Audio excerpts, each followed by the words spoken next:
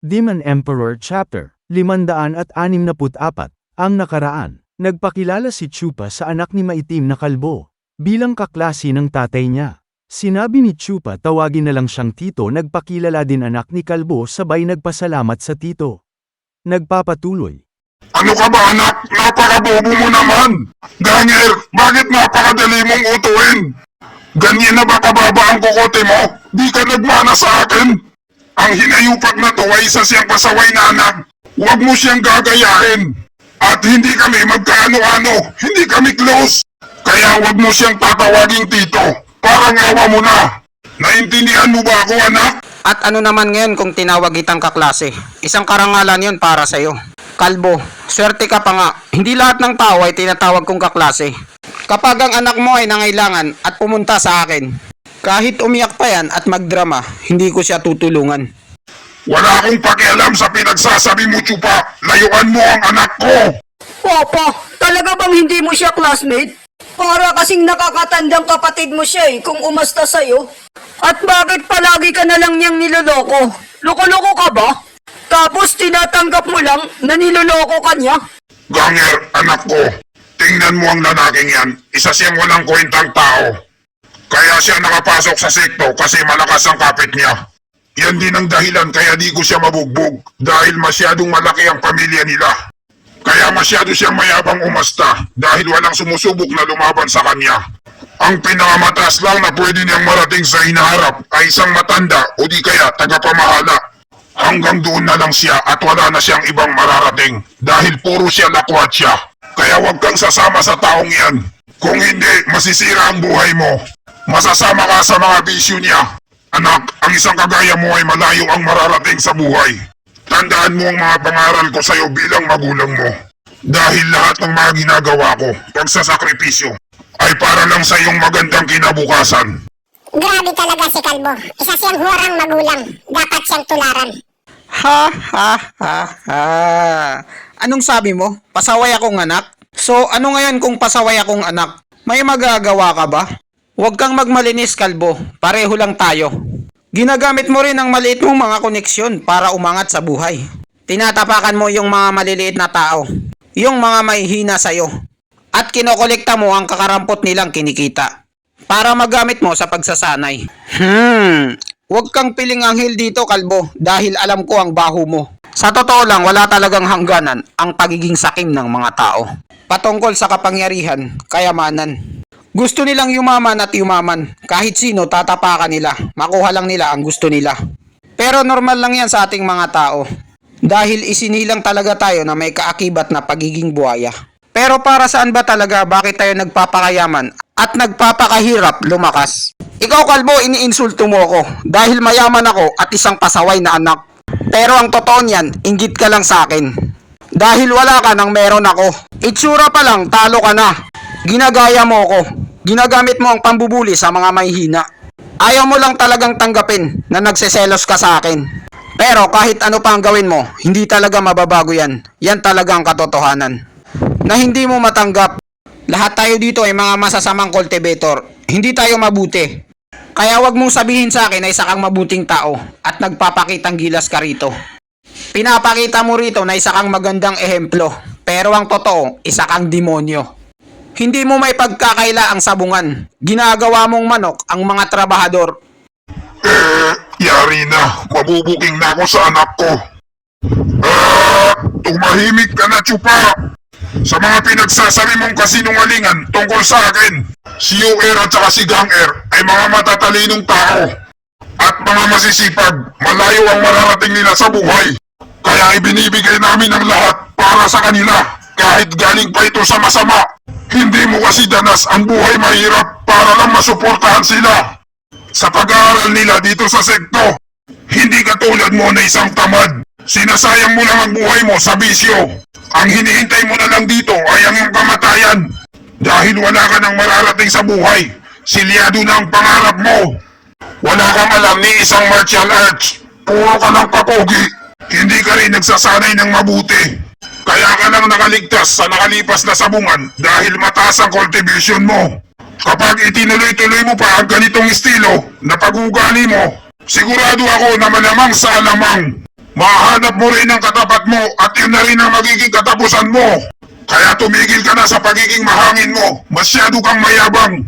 Napaka-ignorante mo talagang tao, kalbo. Kulang pa ang kaalaman mo. Bobo ka kasi. Ang martial arts skill ay isang kasangkapan lamang. Samantala, ang cultivation ay ang pundasyon ng lakas ng isang tao. Oo, wala nga akong may pagmamayabang na isang sikat na martial arts. Pero ang puso ko at pag-iisip ay buong diwang nakatuon sa Dao. Tinutulungan ako para matuklasan pa ang misteryosong bumabalot sa buong katauhan. At mapalawak pa ang aking kaisipan tungkol sa katotohanan. Ang isang malawak na kaalaman patungkol sa agham. Ang totoong diwa ng cultivation para sa mga kakayahan at pamamaraan sa paggamit nito. Masyadong nakatuon ang pansin mo, kalbo, sa mga stance, mga breezy moves, pagmamayabang sa iba dahil sikat ang martial arts mo. Pero nakaligtaan mo ang isang importanteng elemento nito, ang puso at diwa patungo sa pangarap mong lumakas. Nakakatawa ka talaga, kalbo, kahit hindi ka clown. Chupa, anong sinabi mo? Ulitin mo nga yun.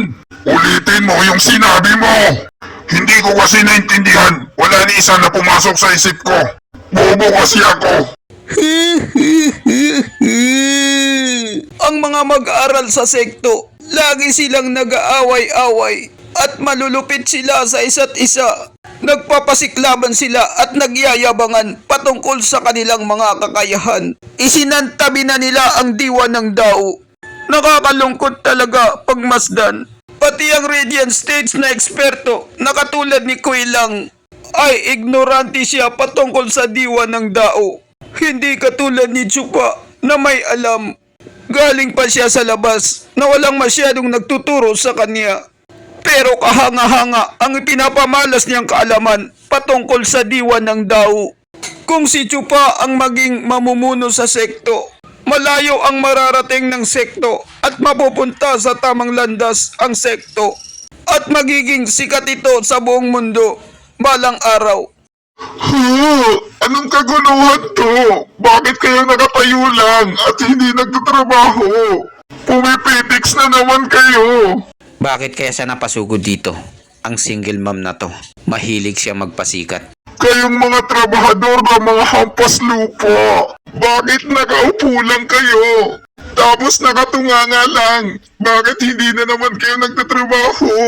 Nagpasikat si single mom sa mga trabahador. Rumampa siya sa gitna nila. Wiw, wiw! Sexy! Ganda, may jowa ka na ba? Wow, ang ganda niya. Sexy Yan ang mga gusto ko sa babae. Malalaki ang puwit. Kunwari nakismile sa'yo si single mom, pero dyan niya tinatago ang kanyang kaplastikan. Kaya pagtalikod mo, bigla ka na lang niyang sasaksakin. O di kaya, ichichismis sa iba.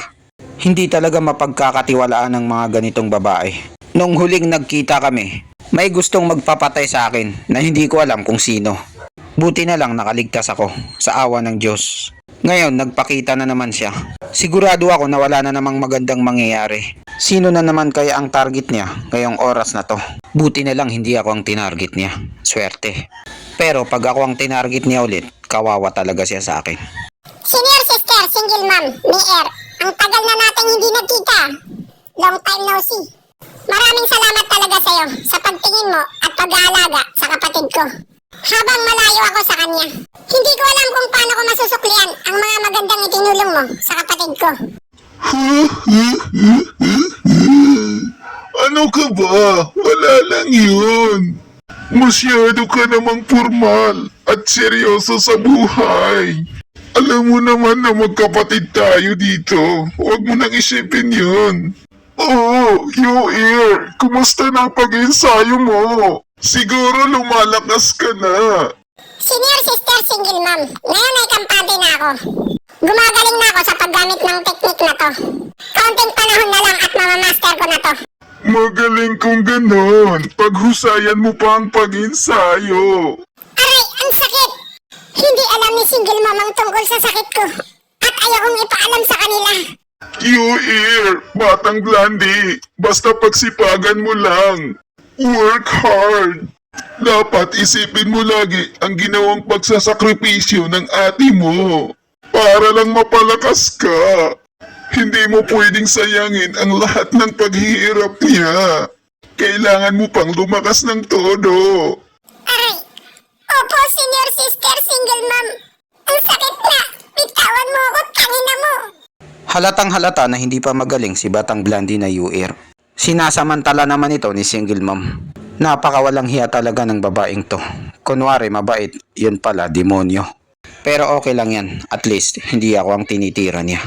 Gang Ear, lalo kang pumupogi. Kumusta na ang nagliliyab mong dugo? Tuloy-tuloy pa rin ba ang pag-practice mo? Maganda po ang resulta, single mom. Parang kayo. Lumalakas ako ng husto at malayo-layo na rin ang narating kong proseso. Sigurado na ako, Auntie Miir, single mom, na mas lalo pa akong lalakas at makakapasok na ako bilang bagong mag-aaral sa loob ng sekto sa darating na paligsahan ng mag-aaral sa labas ng sekto. Magaling kong ganun. Batang sister, Mayor, single mom, maraming salamat sa iyo. Dahil lumakas ang kumpiyansa ni Gang Ear sa darating na paligsahan, hindi na siya natatakot. Salamat din sa pagbibigay mo sa kanya ng nagliliyab na dugo. Dahil isa itong malakas at mataas na martial arts. At ang mga mag-aral lang sa loob ang pwedeng makasubok nito. Dahil ako at saka si Yuling itinapon kami rito, hindi kami makalis. Buti na lang sa awa ng Diyos, nandyan ka para gabayan ng mga bata. Ginamit mo pa ang sariling pagkakataon mo para makapasok sa silid-aklatan. Para sa kanila, maraming salamat talaga. Ano ka ba, matandang kuya? Wala lang yun. Pareho tayong nag-aaral dito sa sekto, kaya kailangan nagtutulungan din tayo. Kailanman hindi ako magbabago. Lagi akong nandito para tulungan kayo. Kapag nagkaroon kayo ng problema, huwag kayong mahihiyang lumapit sa akin. Nandito lang ako para sa mga bata. Itinuturing ko na silang inaanak at para na rin nila akong tunay na auntie. Gang Ear, may regalo ako sa iyo. Ito ay 5 gradong gamot, pampalakas ng dugo. Viagra ang tawag dito. Kapag nahirapan ka sa laban mo sa paligsahan, pwede mong gamitin to. Sigurado ako na mas lalakas ka pa. Kapag gumana na ito, madodoble ang lakas ng mabangis na dugo mo. Para talaga sa'yo to, kaya kunin mo na. Miir, single mom, napakabait mo talaga sa anak ko. Parang nanay ka na niya. Kung may itsura lang ako, niligawan na kita. Biyudo pa naman ako at alam kong biyuda ka rin na walang anak. Ha ha ha! Matandang kuya, huwag mong sabihin yan. Hindi tayo talo. Hindi mga kagaya mong panot ang type ko. Manalamin ka muna dahil ang pangit mo. Matandang kuya, ang batang sister mo ay hindi na magtatagal dito. Tapusin niyo na yung stage ng maaga. Aalis na ako para di ko kayo maabala. Bago ako umalis, UR, Gang Ear, sipagan yung dalawa ang pag-insayo. Huwag kayong laging nakadikit sa tatay mo at ate mo. Malaki na kayo, hindi na kayo bata para gabayan. Sige, baboom! At iniwan na sila ni single mom. Gang Ear, anak ko, sayang. Maganda pa naman si single mom, kaso hindi niya ako type. Kalbo, payong kaibigan lamang to. Dahil magkasama naman tayo dito sa opisina ng trabahador, ito lang ang ipapaalala ko sa'yo. Huwag kayong basta-basta maniniwala sa kanya dahil hindi siya isang anghel. Peperahan ka lang niya, kalbo. Wala kang pag-asa sa itsura mong yan. Tinutulungan niya lang kayo dahil mayroon siyang balak na masama para mapaganda pa ang ginagawa niyang paglalaro sa inyo. At dito nagtatapos ang chapter 564. Maraming salamat po sa panunood nyo. Mag-subscribe para laging updated sa buhay ni Chupa.